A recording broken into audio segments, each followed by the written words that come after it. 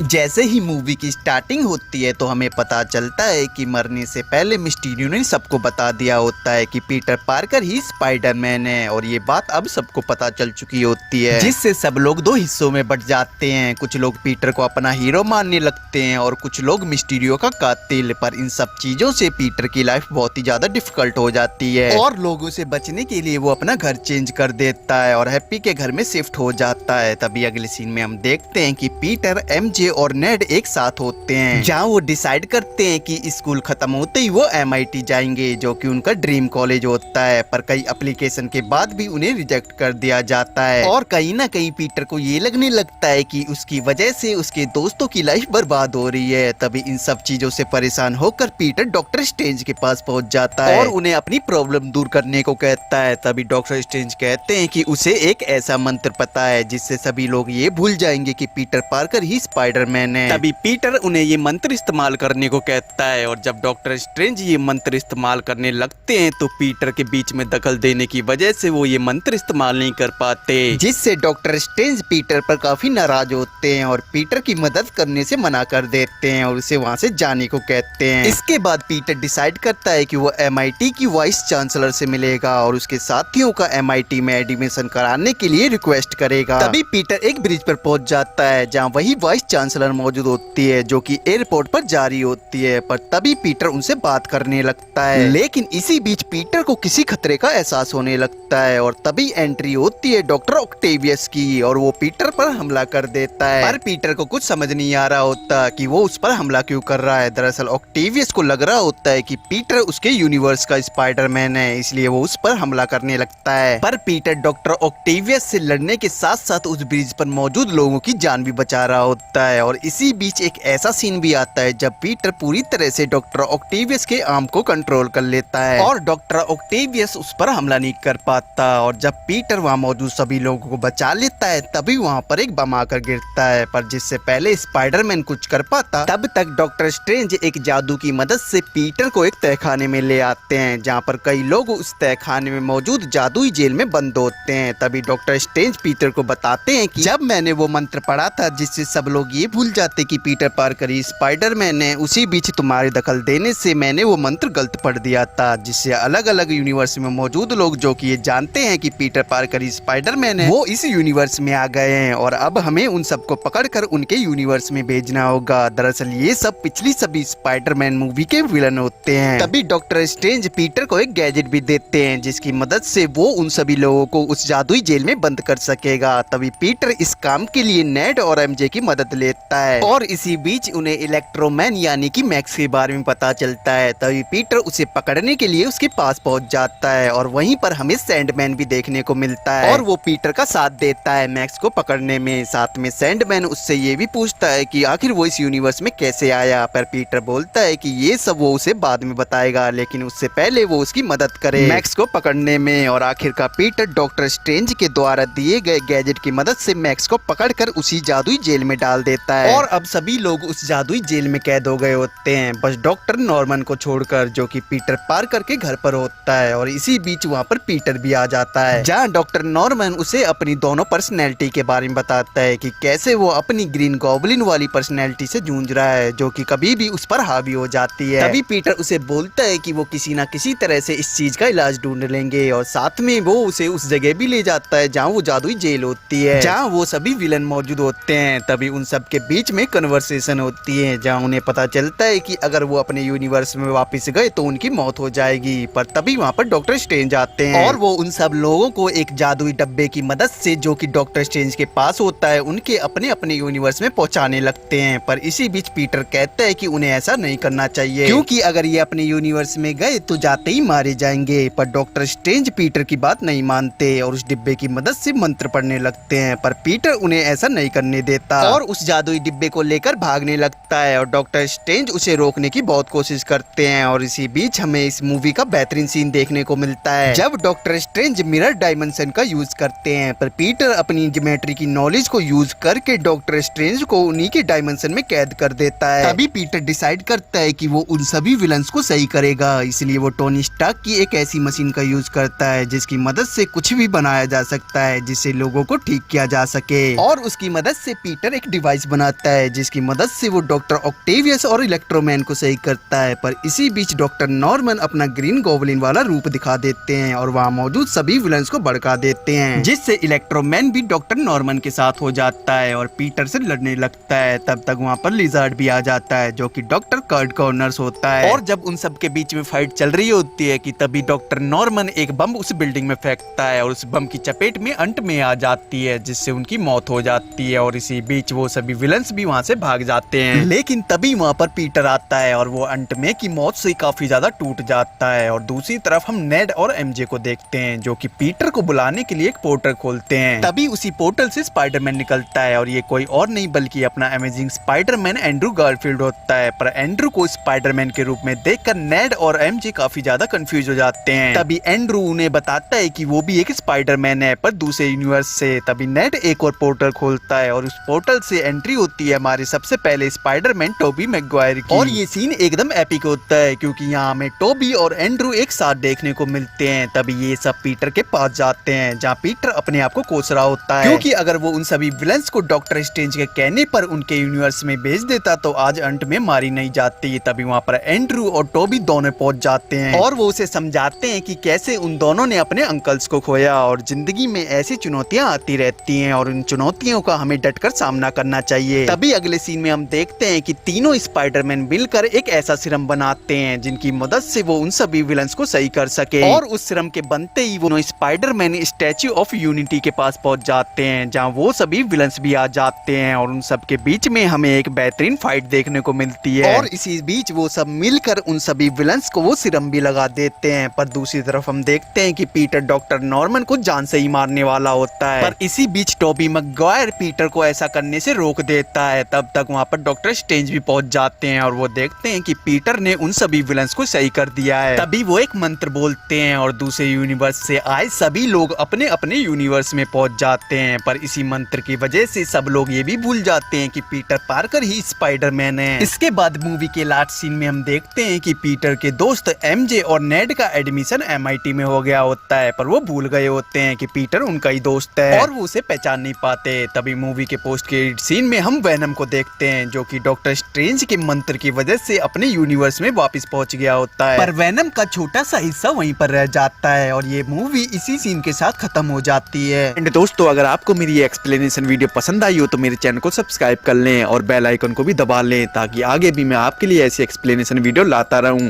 And thanks for watching.